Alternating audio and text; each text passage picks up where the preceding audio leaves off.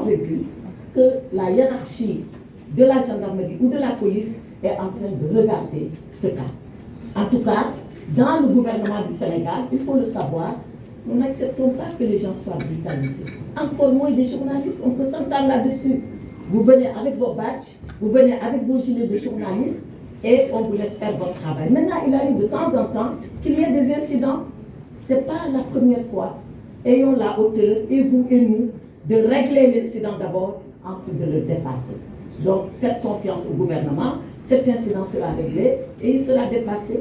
Et la liberté de manifester va continuer et l'engagement des journalistes à couvrir nos manifestations va continuer. Je vous remercie.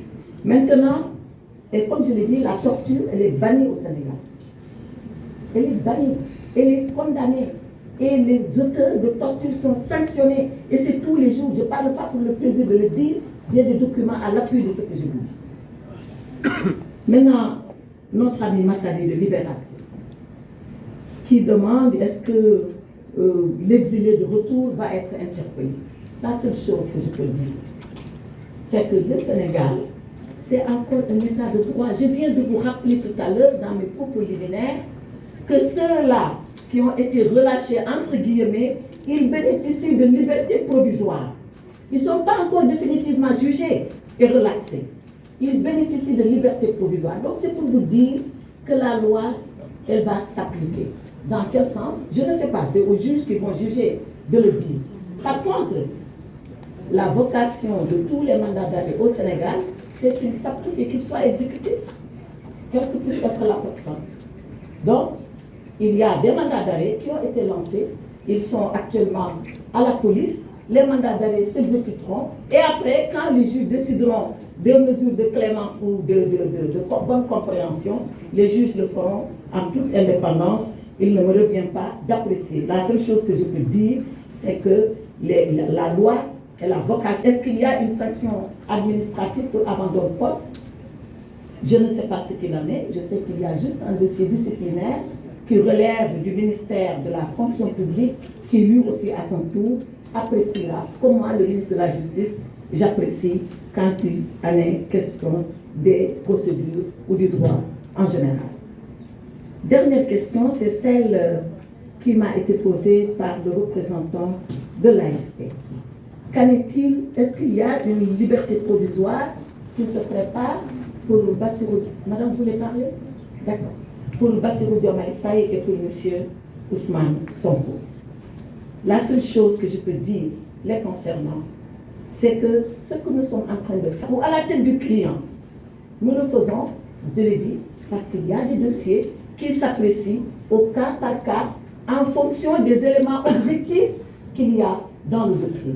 Pour le moment, c'est là où nous en sommes. Est-ce que nous aurons encore un autre lot de dossiers à apprécier objectivement et à voir ce que nous allons faire? Certainement que oui. Mais quand je dis oui, ça ne veut pas dire libération de tout le monde, ça veut dire encore libération au cas par cas. Tout est possible selon la loi, tout est possible selon la procédure, tout est possible selon les éléments qui figurent au dossier. Voilà, je pense avoir répondu aux 5 premières questions. Non, vous demandez la parole et on vous la donne et vous posez la question.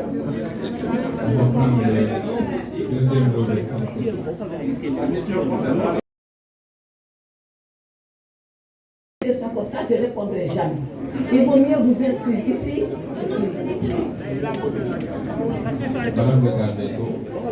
Ah, le nombre de détenus est libéré. Je pense, monsieur le directeur de l'administration pénitentiaire pourra me rectifier. 344 personnes ont bénéficié, je précise encore, de liberté provisoire.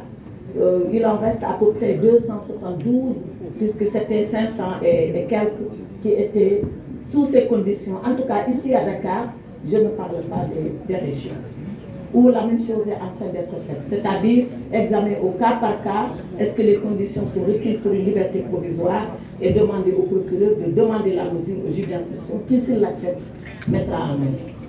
Ibrahim. On va prendre un deuxième lot de 5 questions.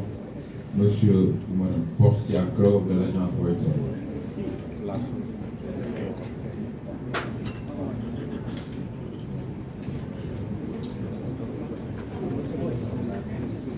Bonjour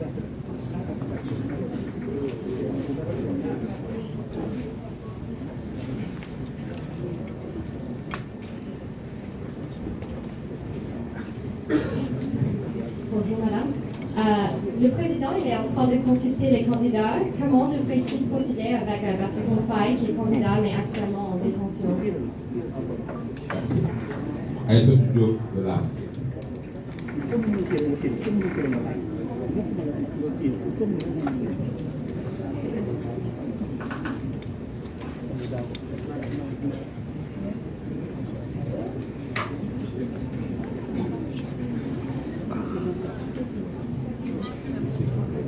Merci. Bonjour, Madame le garde des Sceaux. Vous êtes largement revenu sur les signes de libération et vous dites que c'est peut-être décrispé l'espace politique, alors qu'elle a été beaucoup plus crispée au mois de mars 2021 et en janvier et en juin 2023. Alors pourquoi maintenant? C'est toujours la même question. Ça, c'est des astuces de journalistes. Je crois que c'est toujours la même question. Parce que vous avez répondu, mais comme je n'ai pas été satisfaite des réponses, donc permettez-moi s'il vous plaît de vous faire la relance sur le cas de Faye. Parce que son dossier a été introduit selon ses avocats et la demande de justice.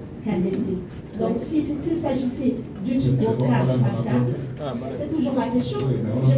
Oui, allez-y, vous avez compris. Je vous laisse faire. Si c'est au cas par cas, c'est le premier, en tout cas, c'est l'un des premiers cas à vous être exposé. Merci.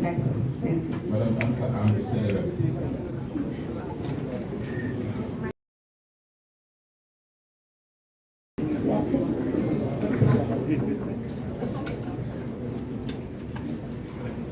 Bonsoir Madame la Ministre.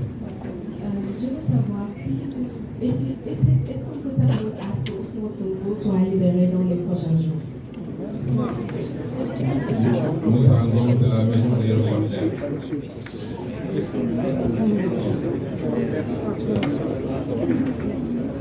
Moussa Ngom de la Maison des Reporters.